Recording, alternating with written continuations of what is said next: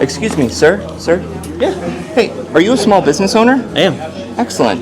Hey, did you know that statistically speaking, small business owners own up to 3 to 4 businesses before they have one successful one? Is that the same for you? I'd say that's probably a true stat. I'm on my third business. I had one successful one that I sold and another one that was, I guess, considered failed. So I'm 2 for 3. Awesome. I'm on my third one right now. Well, I have a mobile podcast trailer where I interview small business owners cool. doing cool things. Sweet. Would you be open to getting a coffee and going out to the trailer and now? recording? Right now. Yeah. You got sure. an hour? Yeah, I think so. We can All right, do that. let's do it. Let's rock it out. Sweet. Thanks. All right, welcome to the Mobile Podcast Trailer. I'm Jesse. This podcast is designed for the dreamers, the doers, the risk takers, those who have started businesses, sold businesses, bought businesses. All of a sudden, they're running trucks and fleets and people, and we dive deep into the nitty-gritty of business. And if you ever found yourself in a position where you're like, how did I end up here? This podcast could be for you. And today I am joined with my buddy, new buddy, like just met, like outside. Anthony, I don't even know his last name. Vickman. Yeah. What is it? Vickman. Yep. Vickman. Yep. The V. Yep. All right. Well, welcome, Anthony Vickman. Thank you, sir. Owner of Dino Turf Cleaning. Yes. Which, by the way, I never knew I needed. So good to meet you, dude. Yeah, it's good running into you, huh? Yeah. Pretty funny. So, a little bit of a background, but I'm going to ask it in a form of a question for you. How do you find customers for a service that most people don't even realize that they need? Yeah, it's funny. I think when I first started, what I found is most of my customers didn't know that they could even hire a turf cleaner professionally. Right. The myth behind owning turf that the installers tell the homeowners is that it's zero maintenance. Right. Nothing is zero maintenance. So that's the biggest, I would say, problem with the industry is that you have turf in your backyard. It's not zero maintenance, but yet it's supposed to last a long time. So low maintenance is different than zero maintenance. It's a knowledge gap for the customers, and it's more of I'm out here like in my videos and all the things that I would post on social medias. I'm just trying to educate my customers on when you need service and, what you can do yourself and things. So finding the customers is more of just getting the word out and explaining that this is a professional service, that when you have a problem, there's an answer to it. So I'm not selling my service. I'm not selling the problem, right? They have a problem and they're going online and searching. I'm going to pop up because I have the solution. So, I'm not going out there. Someone's not waking up one day and say, I need my turf cleaned, but they are going outside and smelling the nasty urine from their dog peeing on it for 3 years and now wondering what the problem is. So that's more of where I come in and giving them the solution to solving their problem. And that's really what my strategy is I'm not just gonna, people aren't actively looking to clean their turf just because they want to. Right. It's a knowledge gap. So putting the information out there for people to eventually find and understand is what draws them to us, and just being that voice out there to allow them to understand that, it's not zero maintenance. If you want your turf to last, there's steps that you should take and hire a professional to come out there and give it the best chance of it, of your turf lasting the longest, know? So that's, I guess, how I've found my customers. They have a problem and we are able to solve it. And that's kind of it. Yeah. Do you,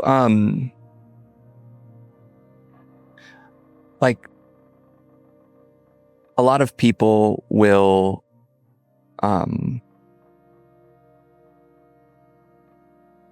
the zero maintenance, the low maintenance, that kind of stuff. our neighbors at our house removed all their grass and put in desert landscape. Yeah. And it's funny because prior to the desert landscape, they weren't watering their grass ever. Like in the 6 years that we lived there, they never watered their grass. And they said, well, we're doing this so that we reduce our water consumption. And I was like, oh, okay. And now they're watering all of the desert plants that they have in their yard now. Yeah. And I'm like, you actually upped your water consumption. Sure. Because now you're trying to care for the plants that you just planted, which doesn't make sense. So like their low maintenance, no maintenance plan is completely lost because she's out in her yard every day now.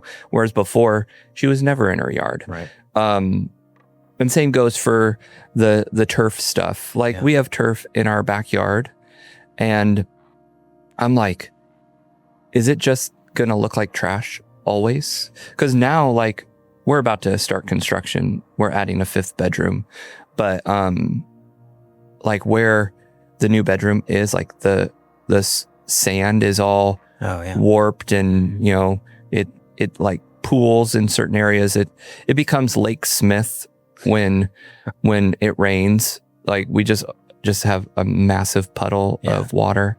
Hopefully when we add this room, that will go away. Corrected, yeah. But man, like a lot of people don't know. And that's the part that like when I found you on social media, I was like, what the heck? Right. Like this is a service that I didn't even know. Right. And I think that that's what interests me the most about what you do. Maybe purely because I'm selfish and I have a service that nobody knows they want or need too. So it is a knowledge gap. It's like educating somebody to show them that like, oh, I don't need a home office studio to podcast in. I could just have you come. Right. So that's my, you know, my selfish bend on. Yeah. Well, you know, you have to Google, how do I take care of this? You don't even know what to Google. Like, how do I clean my turf? What do I do? I didn't even know what you're supposed to, right? No. It's like, it's there. Okay. Then that's it. Yeah. Well, we don't have cats or we don't have dogs going out there and going to the bathroom on it. My parents' house did when we were, you know, when they added turf to their backyard and it just smelled like we didn't even want to swim in the backyard when they did it. Yeah. So it's awful. You spend a lot of money on landscaping your backyard. Cheap. A turf is not cheap. No. You know, for the whole landscaping project or just get turf in by itself is not cheap. And anything that is on that price point should be maintained. You know, even electric cars are lower maintenance, but not the zero maintenance. Right. You still have to service them. Right. So it's the same concept. Right. Exactly. Well, that leads me to question number 2 with this. Artificial turf exploded in Arizona over the last, I would say, 10, 15 years. What made you see this as a real business opportunity before most people did it? Man.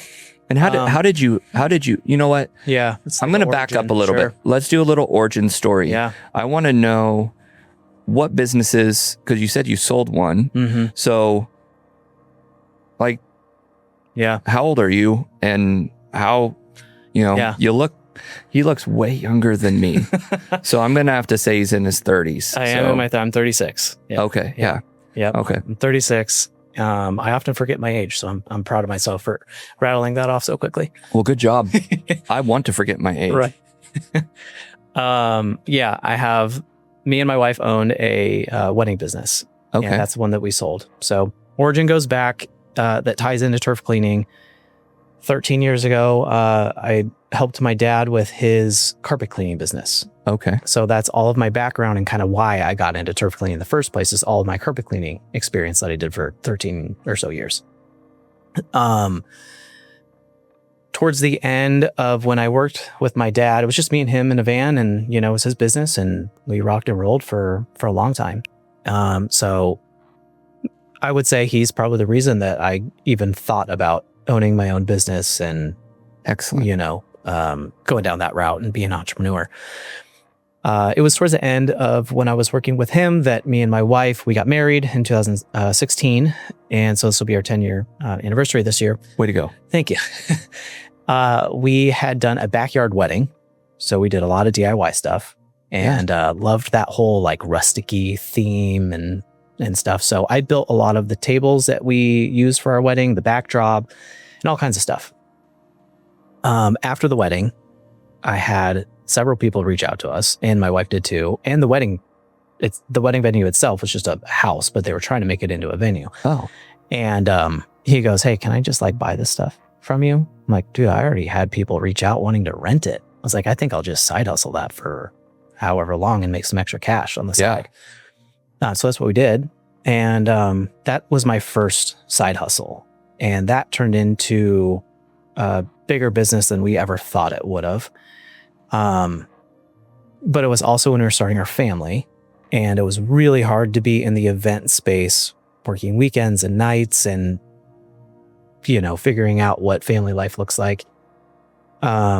I would say I definitely crashed and burned in that business. I learned so much, is why that business as a success, but I learned all of my failures, a lot of the failures in that, and that has propelled me to be more successful in Dino Turf Cleaning.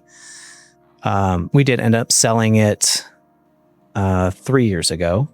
So it's been 3 years since we sold it. And during that, I had another business that when we had the rental business, we had a bounce house business that we were trying to offset our slow season with bounce houses and stuff. Right.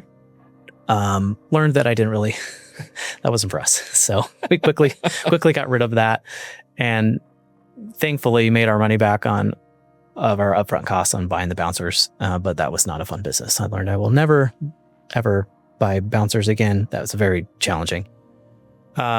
So what made it challenging? Because it's a common thing that like people are like, it's a great side hustle. The margins are super low. And I had a team of 13 guys for the weddings. Like we were rocking and rolling doing 20 to 24 weddings a weekend during busy season. Whoa. So, we were doing a lot. And I would have the guys go deliver the bounce houses and then go pick them up and clean them and stuff. And at the end of the day, I'd make maybe $50 maybe $30 on a rental. It was pretty clear that we would need to do a lot of rentals, like 80 to 90 to make it work. To make it work, and maybe the big obstacle courses, big water slides would have been, better, but I just wasn't willing to stick around long enough to make that work. So cut my losses and so we're not doing this anymore. Yeah. It was almost better than just to like cruise through summertime and not be as busy to try to make pennies. So right. Not fun, not rolling up bounce houses and carrying them and having big dollies. And it was a lot. And that sounds. Yeah. I'd actually never thought about the rolling up the bounce house. They're heavy.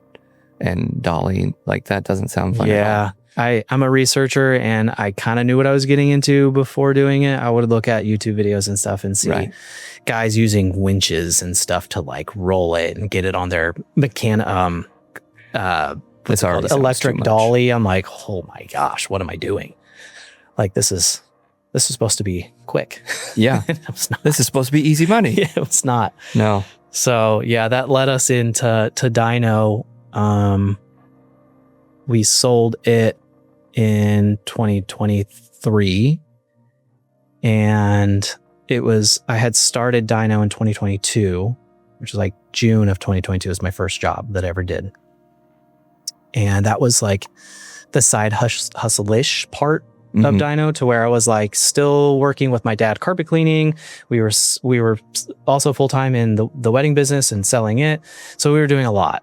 Damn. And Dino was the answer to our future of what we were going to do. And that was clear to me. So I never viewed Dino as a side hustle. Right. Because I knew like this was going to be it. It's all or nothing. Right. And that was the scariest part too. Because like if it didn't work, I was either moving in back with my parents and moving my family back in with my parents, or, we're going to be homeless. I don't know. So what we did is we sold the wedding business and we made a chunk of money on it. Bought our house in Queen Creek and Cash? no, we weren't that fortunate. We sold our house in Gilbert and lived with my parents for a little bit. No, let's see. Back up. I got my timeline mixed up. We were living with my parents when we bought the Gilbert house. Anyways, we had sold the business and moved in to our new house in Queen Creek almost at the same time. Nice. So we were selling 100% of our income, sold the business, moving into a house that I didn't know how we were going to afford because Dino was like my side hustle. Right. At the time. I was just doing a couple jobs a day. Yeah. You're in the beginning phases. Beginning phases, trying to learn what I was doing. I had no idea. So it was probably the scariest part of my life for sure. We had 3 kids. We had our youngest was 3. Okay. 3 and 5, and yeah. Let's see, she was 13, 12. So, it was just up to me to like rock and roll with it and see what I can do. So that's the origin story of how I got started. It was just me for the first year. So it kind of was birthed out of knowledge of carpet cleaning. Yeah. Transferable skill set, I'm assuming. Absolutely. Obviously a lot hotter. Maybe. I guess carpet cleaning being outside, can be pretty it's a different too. hot. Yeah. Yeah. But like, so this is not on my list of questions, but like, how many jobs can you do in a day? And how big is your team? Like, what's the cap rate for them? Mm-hmm. So. Yeah. At full capacity, one man can do, it depends on size of job. Correct. Typically 5. Okay. Typically 5 jobs per van per day. And then you are very tired at the end of the day. Yes. Or you can do one really big job. And we have both. So yeah. What was the other part of your question? Like, well, you answered it. Yeah. Okay. Kind of where's their max? Yeah. Do you charge by the foot or by the minute? Like how do you guys educate me on how you guys bill? So, I'll just do a little pitch on you for your backyard. Okay. If you need your turf cleaned, I say, how big is your backyard? The square foot. So we charge by square foot. Okay. If you were to say, I have dogs and it smells, we have 3 different packages that you can choose from depending on how deep of a clean that you want. And that's something that I've curated over time because when I was first trying to figure out turf cleaning, it was just like, I have no idea what I'm doing. I'm using a brush and a pressure washer and some spray to get rid of odors. I have no idea. So now we have refined everything so crystal clear that you can choose between your 3 packages. And if you are like, hey, these odors won't go away. I've treated it myself. I've used Simple Green. I've used all the things and nothing works. So we go down the line of like, okay, you need either our middle package or the highest one. And that's going to give you a deep clean, So it just depends on what you need done. We can do, just like if you don't have animals, we have our Dino Tune-Up package for that. So simple. Kind of. It's going to get all of the debris out.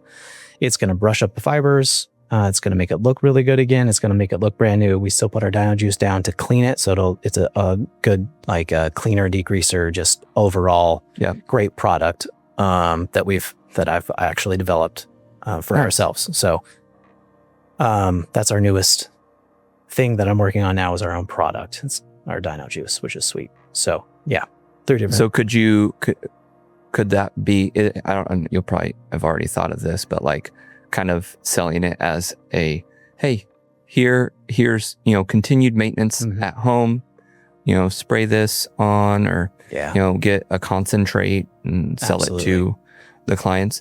Do you do like annualized packages where you go, hey, we come out, 3-4 times a year, once a quarter kind of thing.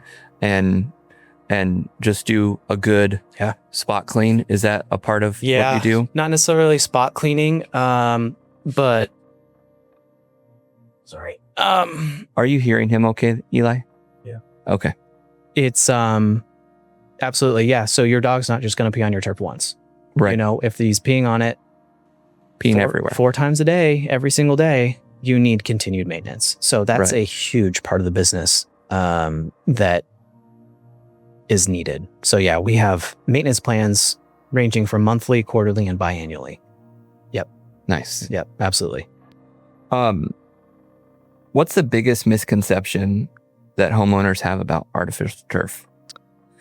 I kind of slurred my words there. Yeah, no, I think it's, it's that it's zero maintenance or that they don't need to do anything. That's the biggest deal. Or they don't even know what to do in the first place, just like yourself. Right. They don't know what to spray on it when it smells. You do some research, you go to Home Depot, you pick up some Simple Green and just mist it on it and think that that's going to solve everything. That's not curing it. That's just masking a symptom. It's like carpet outside. For sure. It just literally is. And that's what I tell my customers. It's like, it's outdoor carpet. Yeah.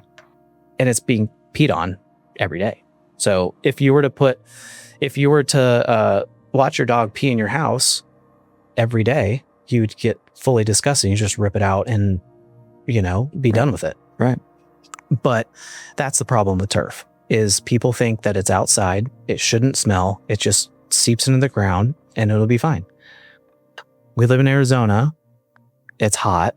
Things are very dry. Yes. And they don't drain how they should. We have really hard soil. So when the dog pees on it, it dries on the turf fibers. It dries in the infill that's in the turf and it doesn't really drain through. So it's just all sitting there and it builds up, and when homeowners go to buy their Simple Green or, Odoban or something like that, it's masking the problem. It's not taking care of the issue. So when we do our service, we are actually treating the problem because we're applying our Dino juice, we're applying the treatment, saturating the area, we're getting to the root cause, we're brushing the turf, we're breaking off urine crystals that are on the turf. It's basically just the urine that has dried on the turf, and in brushing it relieves a lot of that, and saturating the turf and flooding it to actually get to the problem cures exactly 99% of all the problems. Yeah. And a lot of customers think that they need to replace their infill or that the infill is the problem. The installers didn't put the pet infill in. I get that so many times. Which to a point, the pet infill, it's antimicrobial. It does help, but the urine's still going to be there. Yeah. You still need to treat it. So whether or not you have the right infill or you do, it's just, it's still using the right stuff and using the right process, to actually treat it. Yeah. And so we know how many jobs an average worker can do. How many people do you have on staff, and what are your daily goals for the business? Yeah. So I have 2 technicians and I have an office manager. My brother-in-law is my lead technician. He's been with me for 2 years now. And then I have a new hire that replaced another technician as well. And then I'm in the van as well. So we have 3 trucks on the road. I went through a phase where I had 3 technicians full-time and I was in the office with my office manager. We scaled back last fall. Okay. Kind of reassessed our expenses and marketing spend and things. And I had to scale back and let go of some guys so we can reach some goals that I wanted to. And realized that what I could do in 2 vans, they were doing in 3, and my expenses were just out of control. So it's a team. And then I have a sales guy as well. Okay. He's part-time, also a firefighter. So it's us, and our goal per van is to do between $1,200 and $1,400 every day per van. Okay, so you're looking at between $4,000 and $5,000 a day for the business as a whole. Yep. And what would you say your expenses are in that grand scheme. Yeah. Solution, materials, expendables, the people. Yeah. All Payroll, those costs. Even though it sounds cool to be like, I make $5,000 a day, like everybody. Yeah. There's so many people that say that online, and nobody realizes that you spent, you may have spent $4,000 in a day. And so you only end up walking away with $1,000, which is still a decent number. But like, what are your common expenses? You can answer it by monthly or daily if you know it by that. I don't know if I know daily, but we're about a 30 to 40% expense. So we're pretty healthy with our expenses now. They were like 70, and I was making zero money because payroll was out of control. I was using another product. I didn't have Dino Juice at the time, and so the product was super expensive, and it didn't allow me to scale. So now that I have our own Dino Juice that, we're using for ourselves, cost went down in product, less payroll was the biggest, and then just reassessing my ad spend and making some changes for that. How are you attracting new clients? You said ad spend, so I'm assuming you're doing meta ads. Yes. Google is probably our highest. Okay. So Google ads, a lot come from that. Great customers come from Google. And then it would be Facebook, and then Instagram, some organic on Instagram as well. And then I think referrals are next. Okay. So we get quite a few. I think we're like 13 to 15% every month in referrals. That's great. Yeah. Amazing. We've covered a lot of the kind of odor elimination and stuff like that. So we're not going to ask all of those questions. What was the moment when you realized Dino could become more than just like that side hustle, and you got really serious about it? That goes back to when it was 2023. It was summer 2023, and this it definitely hits me hard because of the emotion that I felt when I realized this can actually be a service. Dude, in the beginning, like, I didn't even know what I was doing. Like, I had no clue how to turf clean. I didn't know that people needed the service. I was doubting myself. I had my friends and family be like, oh no, I think it's like a good service. It was like, I think, because no one was doing it. I was like one of 3 companies in Arizona, and there was no information out there. So I just was like, I don't know, I guess I'll figure it out. I have my background in carpet cleaning, so I'll figure it out. I guess this is literally all or nothing, So like I said, if this doesn't work, I don't know what I'm going to do. So I did everything I could just to make it happen. So as soon as I figured out my process, I knew I needed to use the right product. I knew I needed to do this step process and brushing and cleaning to actually do it. It was like, I'm not going to just do things to make money. I'm going to do it to solve problems. Right. And I got constant feedback from my customers like, hey, is this working? Like, do you value this? Because I was even doubting myself in, I don't know what I'm doing. And it was just me, was wearing all the hats. And it was the summer of 2023 that I made my first $20,000 in the month, and I could pay all the bills. Yeah. I had all my expenses covered, and I was paying our bills at home. Like I said, we had sold the business, and we were living off of savings to pay all of our bills. And that was the first month that I was like, all right, I think I got it. I remember texting my wife. I was like, I did it. We actually have, and it gets me emotional, but I vividly remember that. And it was like off to the races from there. But it was also the feeling of like, I got to do this again next month. A lot of, last year was a real struggle. because we'll make it a little bit spiritual for a moment. Yeah. Okay, so like every year, for the last several years, we've my wife and I have like a word of the year. Cool. And so at the beginning of 2025, we were going to this church that was, highly prophetic. They were saying that this is, they were calling it our harvest year.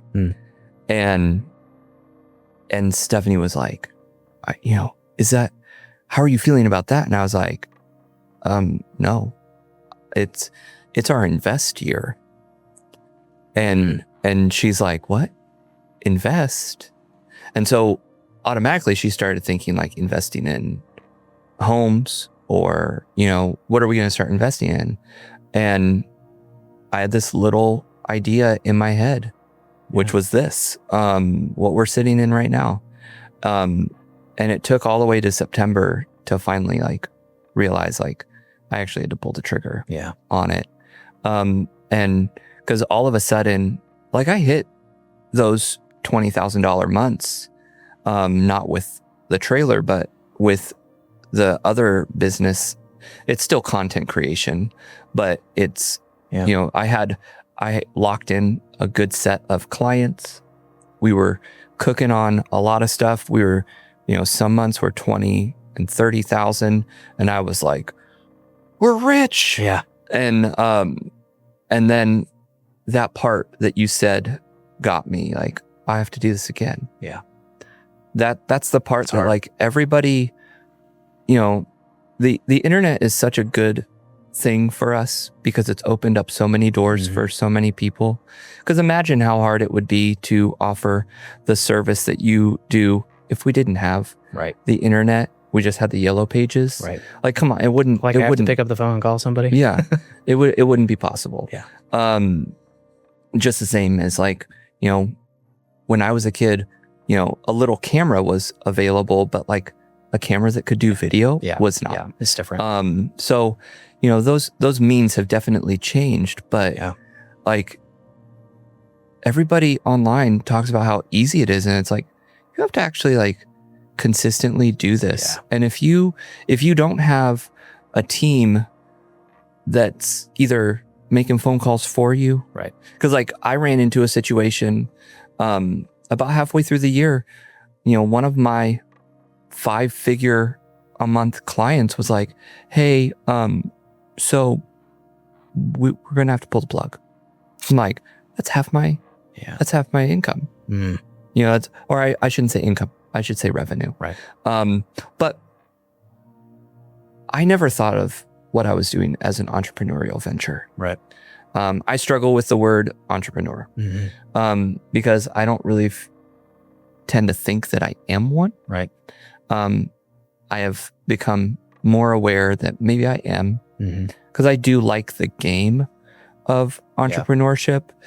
I am currently struggling with finding I can find people to interview all the time, but finding clients to actually utilize the space and rent it, right? That's the challenge. Right. Not everybody wants to do a podcast.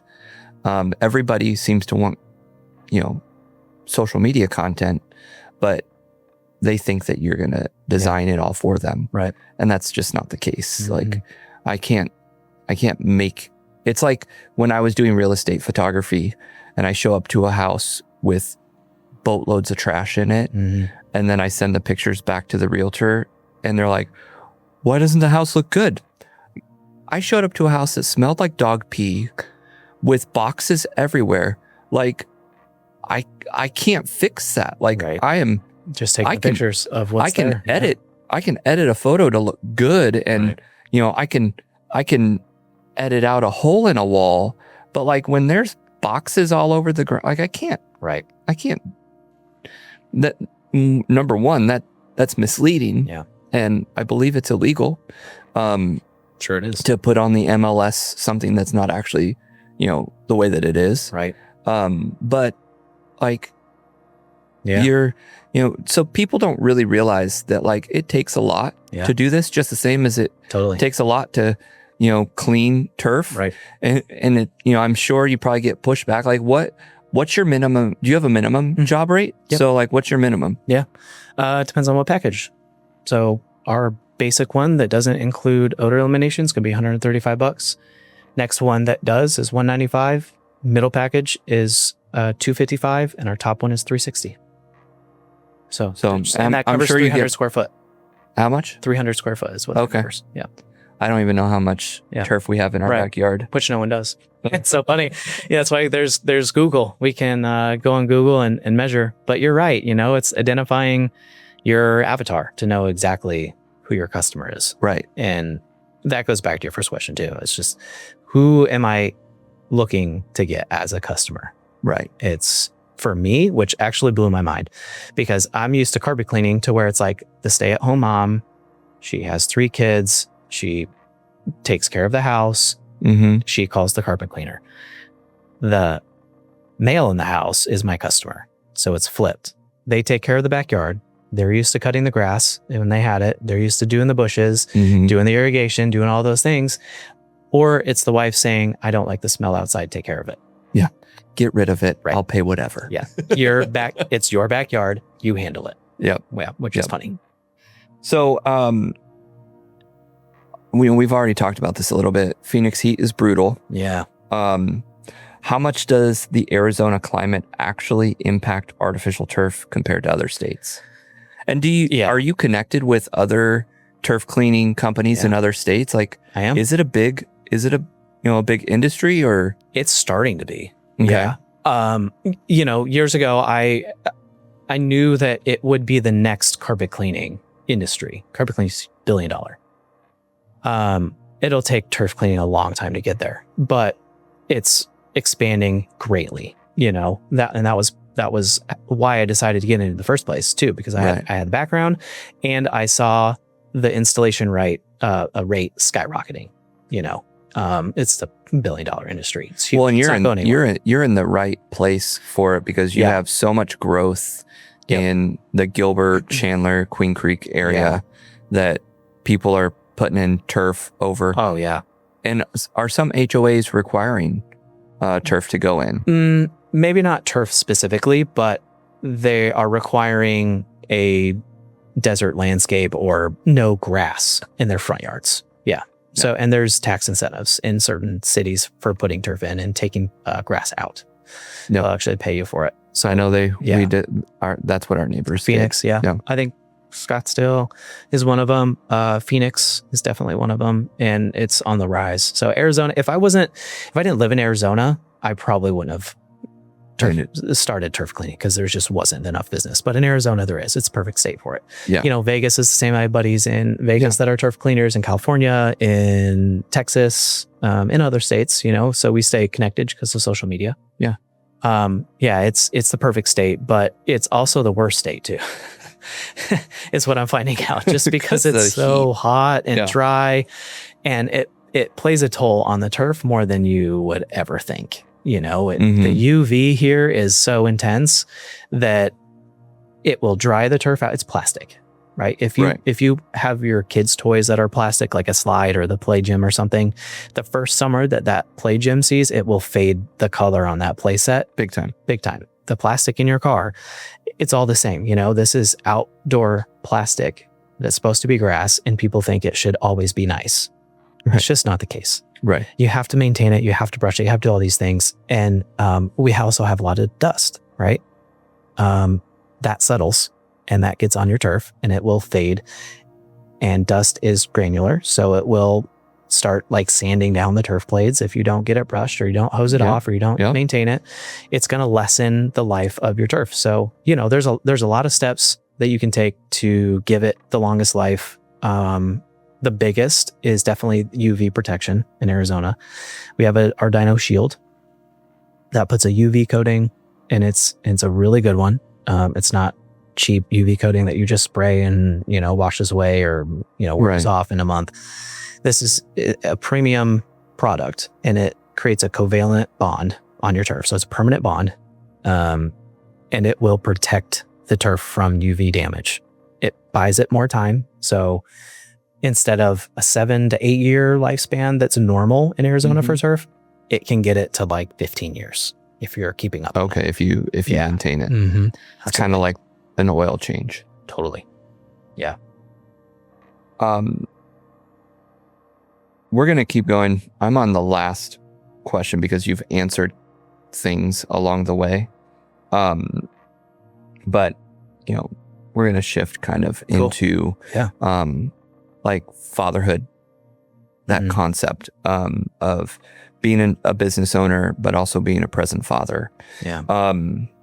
So as a business owner and a dad, how do you balance building and growing a company while still being present at home? Dude, this is the hardest part, owning a business and Right. being, and, you know, it's, there's seasons that you grind. I would say there's a starting season when you're home and when you're at work. So, right, when you start the business, your wife knows that you're building something. And if you're on the same team and you're on the same page with everything, which is also extremely important. Without that, you might as well just go get a regular job. She knows you're going to be working. And I feel that once you hit a certain benchmark, once you hit like your goal, and when I felt like our bills are covered, holy crap, like I did it. Obviously every month wasn't the same, and we dipped and got, made more, we made less. But the proof was there and I knew I could do it. So there's that super hard grind to like get your bills covered. And as a male, that's so important because you are carrying the burden of bringing home money and providing and doing all that for the family. So once I hit that mark, I was like, okay, I can do this. And she knew I was just going to be dead tired for however long it took. And for me, it was 8 months, 9 months, something like that, of just like pure grind. So now it's obviously still hard work, and I still leave every morning to go to work, and I'm in the van doing the jobs. And what I have been able to do is when I'm at work, I'm working for as hard as I possibly can. And then once I drive in the driveway, I'm home. Like I click off. My phone it's dad time. My phone is there, and I probably should do better at like not checking it throughout the day. But when you're home, your kids expect you to show up. And I just refuse to be the dad that is there, but not there. No. And, because I've done it and it doesn't feel good. Right. And then your wife feels like you're giving her the seconds and just like leftover. And I don't want to walk in the door with just leftover. I'm feeling emotionally drained. I'm feeling physically drained when I walk in the door. But if I can separate like work and leave work in the van or at the warehouse or, in the office and walk in the door and be like, my kids are running to me still when I walk in the door. It's the best feeling ever. And I don't ever want to like not have that. Yeah. And I fear that if I do walk in and I'm like on the phone or I'm like, hold on. And I stop them from running up to me, like, eventually that's that'll wear off. They'll be like, oh, dad's home. Yeah, man. So that's what truly motivates me. And the business is for family anyways. Like if you don't have your family, why are you even building a business in the first place? Right. It'd be the most selfish thing you could possibly do. So, this might be slightly controversial. I wouldn't say, I guess maybe not controversial, but, Tommy Mello? Oh yeah. I don't know him personally. I've toured his warehouse. Have you? Mm-hmm. Something fascinating about him is that he doesn't have kids yet. Right. And to me, I'm like what you just said kind of made me go, that dude's missing so much of life. Yeah. That, maybe he's setting it up well enough so that way when he does, because I've heard him say that he does want kids. Yeah. He's engaged. Yeah, he's engaged and wants kids. Yeah. I feel like maybe he'll be able to exit, kind of the day-to-day of the business and just be like, oh, I'm full dad. Right. Full-time dad now. Right. Which might be rad. I don't know. I look at that part. Yeah. Do you know AFT Construction? You know Brad Levitt? No. No. Mm. Okay. Probably should. Okay. We'll have to make that happen. I think I've heard Tommy say, I would never be able to do this if I had kids or a family. Right. He's admitted that. And I was like, fully agree. Yeah, there's no way because he's a machine. Oh yeah. He's the best in the business. Like, yeah, everyone looks up to him. But like, I started with a family and I'm scaling slowly, in my opinion, because I have a family and I'm home. Right. You know, I mean, on paper, like we're doing a lot on paper. But if I didn't have kids and I could just grind on my own time and at my own pace, we'd be, you know, a $5 million company instead of a $1, you know? So it's just different. Well, I think too, part of it is like identifying your kind of benchmark of this is where we want to be. This is what we need. Yeah. And maybe pushing the envelope a little bit, but like, I don't know if I want to be a millionaire. Okay. Yeah. Like that seems to me like a massive stress, because once you hit that first million, which you guys, if you're doing 5,000 a day, is that like 1.15 or a little bit lower than 1.5 a year? This full year, we're projected to hit $1 million if I are on a good base in revenue. Mm-hmm. And what are you projecting your take home? It'll be the same. That's what I'm making right now. We're going to have money in the bank, which is what I want, you know, because as we get a little bit more per month in revenue, I'll be hiring people. So what's your monthly revenue right now? Right now, it varies. So right now we'll be between 65 and 80. So we'll probably hit just under $1 million this year. In May is our best month we've ever had. We'll do about 110. So yeah, dang, it's pretty. I want to be like you when I grow up. Well, some of the turf installs we do are more money, so that helps. Okay, so you guys do installs as well? Yeah, I didn't know that. Mm-hmm. Yeah, so some not necessarily from like nothing, but turf swaps. We do those, and that's something that we started about 6 months ago. So if turf is worn out, we'll swap it out with new turf. Well, we might be talking about that. Yeah, because we'll just put regular grass in. I don't know. Because once we add the boys' bedroom, because what we're doing is we're adding a 5th bedroom, which in theory sounds like, oh, cool, each kid gets their own room. We're not going to do that. Yeah. We're going to keep the girls with the girls, boys with the boys. There you go. Because my oldest daughter's 15, youngest daughter's 9, oldest son, 13, youngest boy, 6. We planned it that way. Okay. We said, we're going to have, a girl and then a boy and then a girl and then a boy. Right. And if we could only choose. Yeah. Right? Yeah. That's how we planned it.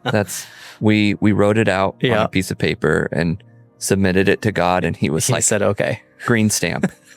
But I do that with my boys. There you go. 3 boys. I was like, I just want boys. Yes, there we go. Here we go. Thank you. Yeah.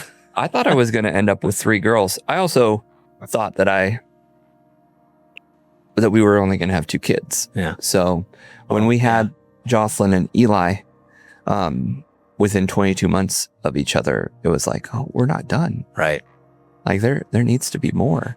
Oh, and now we play zone defense. Yeah, that's a funny thing. Of course, I married in with my wife having a daughter. How old was your stepdaughter when you guys got married?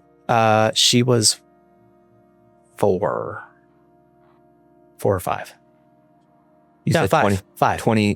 2016? She was 15. Mm-hmm. I met her when she was 3. Okay. So yeah, she had just turned 5. So we got married in October. Birthday is September. Okay. Yep. So so you had a bonus. You have a bonus kid, and then you have 3 boys. Yep. Are you guys gonna do? I know she's still in the phase of like crazy life, and I'm sure you're probably waking up at night too. Yeah.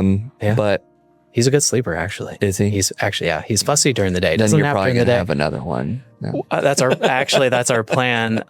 We were done with the 3 kids. Yep. Like actually done. Had the procedure to be done. And my wife goes, you know what? I think Wait, you yeah. you had a reversal done? Yep. Bro. I know. It was Dang, I had crazy. my doctor. I was like, bro, please take out like a huge chunk because yeah. my guys are gonna figure out how to get back. Right. So That procedure's wild. We went to Utah to get do it it? done. Yeah. Yeah. You're that rich. No, I'm not that rich because in Arizona, it was 3 times more Wait, how much did you pay for? for a reversal. Yeah. In Utah, the place that I got it done was like $3,500. So not cheap, but Arizona's like 10 to 12. What? Yeah, it's very Dang, expensive. I think I paid like $800 Yeah, for to get snips. yeah. Yeah, right. So did I. The reversal It was is way more. the moneymaker. It's a 2 to 3 hour procedure, and you're knocked out. Well, personally, Praise knocked out. Jesus. Oh my gosh. Actually, I was. You're numb. They Okay. numb you so you don't feel anything. But I was fully awake through the whole thing, so I shouldn't say they knock you out. You could choose to. I chose not to because it was extra. Yeah, it was quite the. My wife was in the room. Nice. TMI, but maybe the doctor called her over and was like, "Hey, do you want to see what the little tubes look like?" It is, yeah, That's crazy. it is crazy. Yeah, So now here we are. It worked. It was Wasn't funny. sure.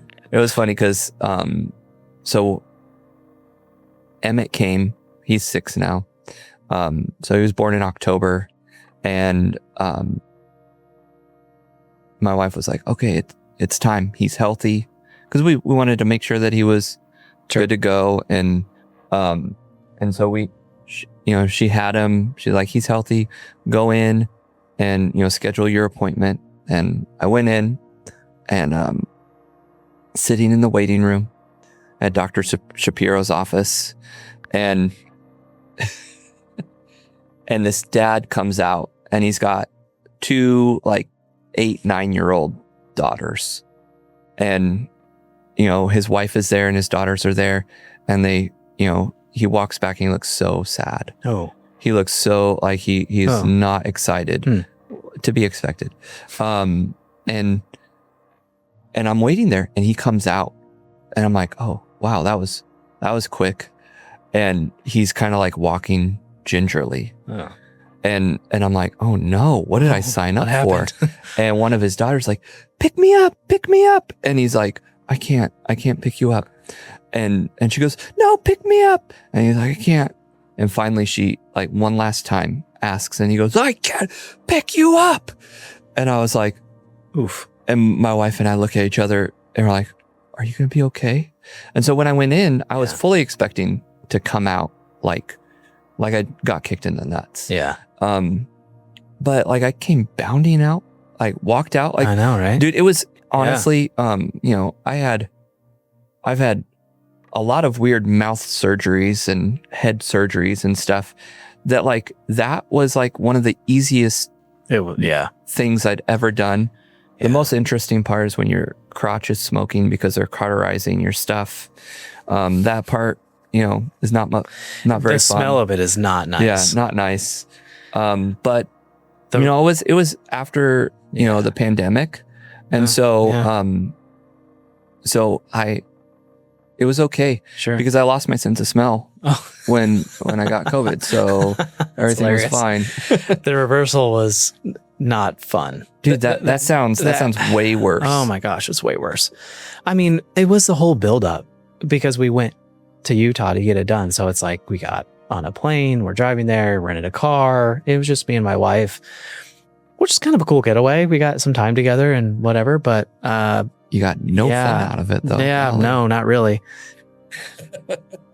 And I thought I was going to be just useless for a month because they say recovery is like 30 to 60 days or something. And you've got to ice on and off, and like you're going to be in so much pain.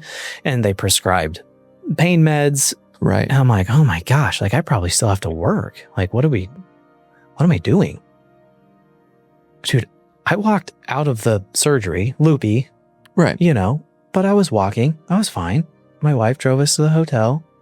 And on our way back, I asked if we could go like to a restaurant and get food. Like I felt totally fine. And I'm like, okay, maybe it's just maybe it'll wear off. Pain meds got me weird. And our flight was the next day. And we're thinking like, how are you going to be on this flight? We got to the airport and I'm walking fine. Not really much pain. And we have, I think we have to wait like 3 hours for the plane. And we're walking up and down the airport and in Salt Lake. And like, I was okay. I was totally expecting to have to take a break and whatever, but like, I was okay. And on the plane, I was fine. My wife, she's like, are you good? Like, are you sure you're good? And then, recovery was long just so I didn't like pick stuff up. Right. Yeah. So that was that's longer. the part that you don't like. You don't want to mess with that.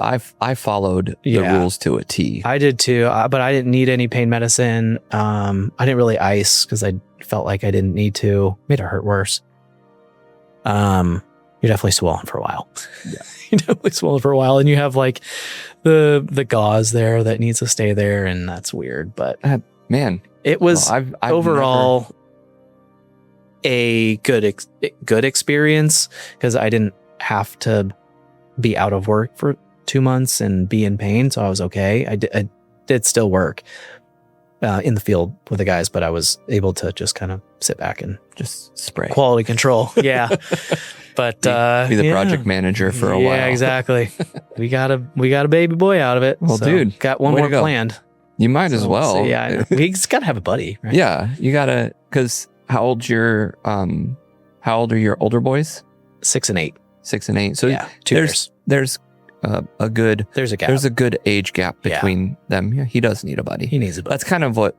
That's what we did. Yeah, it works out good. We had these two. The two we got married, and 10 months later, my wife was pregnant. Yeah.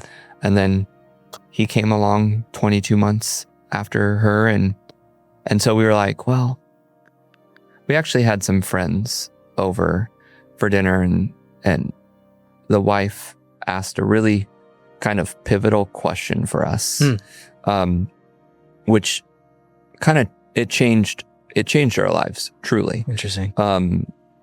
Because we were sitting there asking, talking, and she goes, "Is everybody here?" And we were like, "What do you mean?" And she goes, "Well, when you think about it, like, do you feel like your family's complete?" Oh, interesting. And immediately it was like, no, everybody isn't here. And then that kind of spiraled into, okay, well, if we're going to have 3, we have to try for 4 because we like even numbers. Yeah. And we wanted the buddy system. Yeah. What's actually kind of funny is we did like, oh, well, when we go to Disneyland or when we go on vacation, we'll have, the buddy systems. And we actually just went to San Diego last weekend, and it's true. Like Eli and Jocelyn, they trekked out into the ocean together, and they can hang out. They rocked the waves for a ton of time. And then Sophie and Emmett hung out, and they would run into the ocean and run back, and all of that stuff. But it's so great. 100%. Our buddy system, idea is coming to life. Yeah, we wanted to have a baby as soon as possible when we got married. So, couldn't do anything about the age gap of Kaylee being the oldest. But we knew we wanted to have one immediately. So we did. I mean, we tried immediately after we got married. And the fact that we have the 2 youngest boys now, like they are best friends. Yeah. And they do everything together. And that's like one of the biggest things I try to instill in them is like, you will always have each other's back. Like you have each other. And this is like the most special time growing up because you don't have really, you can rely on each other. Like I'm not going to be around for forever. Right. And because I'm not going to, like you need each other. We wish we had that for Kaylee. But sometimes she has her friends around and that helps. I feel like she probably feels like she's alienated because she's so much older, but she gets special attention because she's a girl and she's the oldest and she has responsibilities to help around the house and stuff. Right. She's just great. She's fantastic. So is she with you full time? Mm-hmm. Yeah, she's now. Yeah. So. Yeah. It took a long time to get that, but yeah, it's been a process. It always is. Yeah. So a very fun process, but yeah, she is. It's never fun. But kids are great. What do we do without kids? There's part of me that wishes that I would have pursued business ownership before having kids. Right. Because I didn't want to subscribe to the normal, get a office job. Yeah. Or a factory job or whatever, the trend was at the time. It just ended up being cubicles for me. Yeah. And I didn't want that. And I never thought that, like when we were growing up, like entrepreneurship wasn't something that like you strived for. True. It wasn't ever talked about in school. It wasn't one of those things that you were go through school and like, what career do you want to be? An entrepreneur? Like that it was frowned on. It's like, why would you want to be an entrepreneur? Yeah. It's a hard word to say anyways. It is a hard word to say. Well, and it's really weird too, because it seems to me like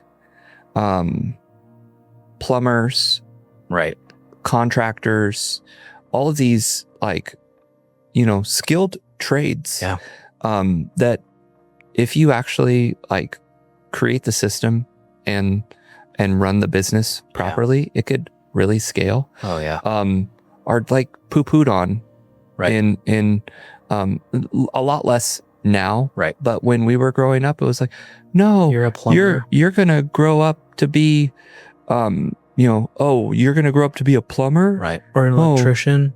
Yeah. Like those. No, you need to get a job in a real job in a cubicle. And I don't know where that, and also in the same breath, a lot of people would say, oh, well, you homeschool? Yeah, exactly. What do you do for socialization? Right. I get that question all the time. Yeah. And I'm always like, what did you get in trouble at school for when you went to school? Yeah. Socializing. Talking. So like sit down, shut up, and stay in your seat. Yeah. My kids know how to have a conversation with adults. Yeah. My kids know how to have conversations with kids their own age, but also kids older than them, and younger than them. Yeah. And like my 6-year-old has no qualms about having a conversation with an adult that is, like he would have a conversation with you. Yeah. So easily. Right. And I'm like, no, my kids actually are socialized. Right. A lot. Right. And they're involved because we homeschool too. Right. Kaylee does not homeschool. We didn't get her in the homeschool world until she was already in school. Yeah. But we homeschool our boys, and that's exactly our experience is like they're around other kids their age, not their age, older, younger. So they get to understand the whole system of like how you should act with the big kids and how big kids should act with the little kids and being around adults. And we have them in like all the stuff, karate, piano, baseball, horseback riding, like all the things. And they would never be able to do that if they were in school.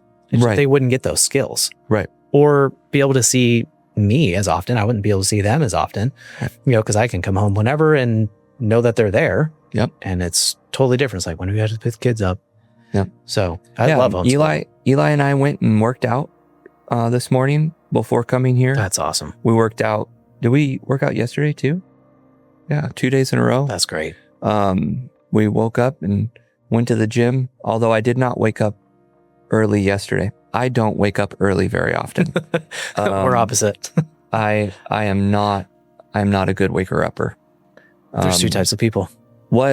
So I struggle with this a lot because that's part of why I feel like I can't call myself an entrepreneur is because of my sleep routine.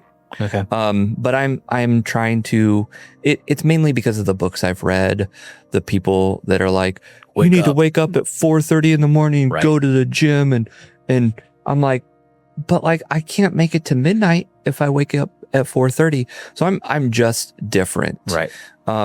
What's your wake up time? What's your, more importantly, the go to bed time? For you. See, and that's where I'm the opposite. I do wake up at 4 most mornings. You're insane. Yep. There was a period of time where my buddy would come over, as it was just ended before our newest was born in February. Okay. He'd come over. I have a home gym. He'd come over at 4:30 in the morning and we'd work out before each of us go to work. Okay. For about an hour till 5:30, because that was the only time we had, you know, really to get a workout in. But I've always been a early morning guy. Like it's either I'm just up with my own personal time of I need that hour, 45 minutes or something to be alone. It's either when I am working on work or reading the Bible or, just being in my own zone. And I feel like I need that. If I don't have that, like the whole day is off and I zone in. If I'm not up early before everybody else, I'm completely off the whole day. So that's just me personally. I don't think that there's a lot of like online people will say, you got to wake up and grind and grind for 15 hours a day and then go do it again. Yeah. If you want to like not have a life and not have a family and burn out. Yeah. I also think that times are changing a little bit. You need your mental health. You need your spiritual. You need to connect with God. You need to do these things to be able to actually function and not just burn out in 5 years, or whatever it is. So if that's not it for you in waking up early, like don't let it be for you. Just figure out your routine, and what your routine is. You work out with your son every morning at 8 a.m. or 9 a.m. or whatever. You do your thing, and then you have your office time where you do your stuff, and then you have family time, and that's your day. It's for me, I am in my zone from if I wake up at 4, sometimes it's 4:30 or 5, depending on my day. I have my time with myself and with God and with my thoughts and all those. Sometimes I work out in the morning. If I have a busy day, then I'll work out in the morning. Like this morning I worked out. And if I know I have time in the evenings, I'll work out with my boys because they absolutely love it. It's the point of having a home gym. They love working out with me.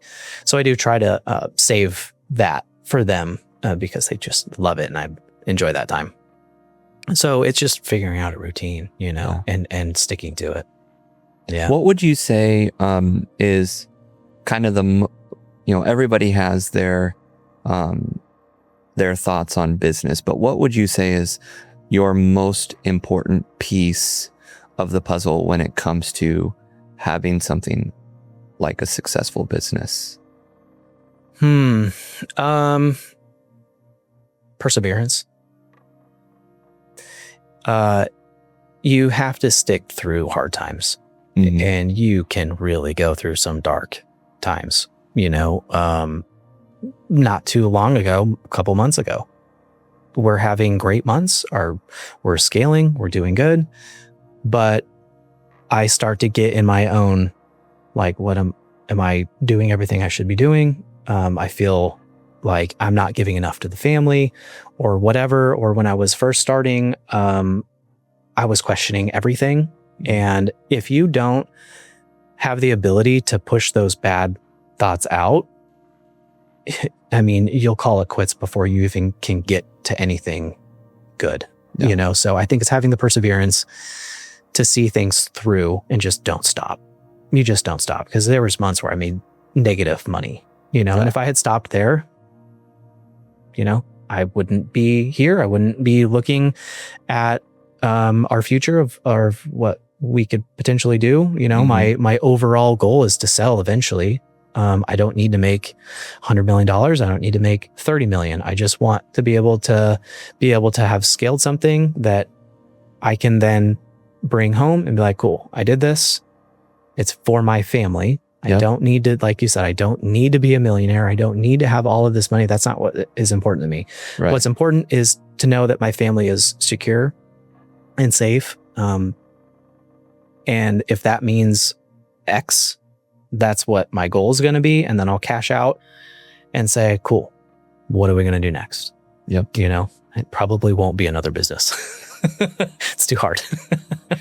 Dude, that is true. I was going to ask what could be the next thing that you would want to do? I have no idea what, if there is anything after Dino, but I know what I would like to venture into. Not it doesn't even have to be after Dino. Yeah, it could for be just Dino specific. additional. Yeah, I would love to franchise.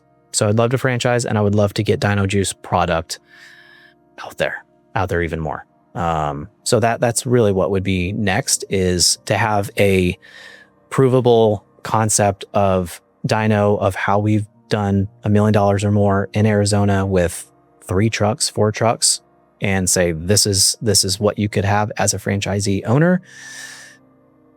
You know, sell the whole package, go do it yourself. Because the franchise model to me makes sense with not having such a big corporate model and having to manage everything and keep hiring and scaling. It just sounds exhausting. And I know friends that have done it and they're just like, you know, great. They're 8 figures. But I don't think that's for me, just because I don't want to have all of that stress and stuff on my back. So I feel that franchising is probably going to be the option, just so I can sell the package and they can go do it for themselves and have small support from me. But like, you're going to go do it. You have brand support, maybe brand advertising, everything like that. Yeah. And that option. That's it. And then go do it. Yeah. The Dino name keeps spreading. I would still own the rights to Dino Juice because that goes along with the brand. Yeah. And it can also be sold commercially. You could also be like, you know, these are the product. This is the product you have to use. Right. And stuff like that. Right. Which is like a Dutch Bros model. Right. Buy the stuff, but you have to buy our coffee and you pay us for it every single month. So that's kind of the plan there. Haven't worked on that much at all. I kind of work on my SOPs and getting everything dialed in first. So I have all of the foundation laid to be able to put a bow on it and say, hey, this is what you could have. Yep. As an owner, this is what you could expect to make as an owner. And then, you know, send it out that way and scale Dino Juice too. That'd be cool. Yeah. I like that. That's what I'm looking forward to. Are there any questions that I haven't asked that you would like to say, hey, you should ask this, and then I'll pretend to ask it? We covered a lot. We did. I don't know. I'm more of a open book. So if there's anything else, I don't know. Well, you know, something that I forget to do often, I've done it a couple times. But like part of the mission and the vision of Mobile Podcast Trailer, as far as, you know, my own podcast, is to remind you that you are a miracle. Yeah. You are living a miracle life. Totally. A lot of times I'm reminded, like, and you know this being a dad and knowing really the miracle of life. Yeah. You know, we all grew up thinking that like having babies was like an easy thing to do. Right. Like that was kind of like always our fear. If you grew up in the church, it was like, don't do it because you'll just have a baby. Right. And that's really not the case. Though we were blessed very easily with 4 kids, I know for a fact that a lot of people struggle. Right. And clearly you've gone backwards and said, I want to do it again. And so like, he wasn't easy though. It did take a while. And my wife did get discouraged, is actually like you're saying. Yeah. But like part of what we do here is like, I want to encourage you in realizing like you live a miracle life. Every kid that you have is an absolute miracle, whether it's a bonus kid or, number 5 or number 6. I think if you did the reversal, you might as well go for as many as you want. Stopping at 2 more. Maybe it just makes it easier on the flip side to get it done again. But snip, snap. Yeah. Right. Yeah. But God has placed you here on this earth to do awesome things. And I don't think that he really cares what business you do. Yeah. Except for being a dad. Yeah. And a good husband. 100%. And just we're here to. I want this to be a place of encouragement. Yeah. And obviously business talk, but like a way to encourage and say you're already living in a miracle life, and absolutely, and you're loved deeply by your wife and your kids. And when Matt was on with me, I told him, I was like, bro, you get only one set of kids. Yeah. And you get, in my mind, you only get one wife. Yeah. So make it count. Totally. And I'll say the same, because it sounds like you already rock and roll on that stuff anyways, but just keep plugging away. Yeah. And, we talked about it here, but like just kind of figuring out where your limit is. Mm-hmm.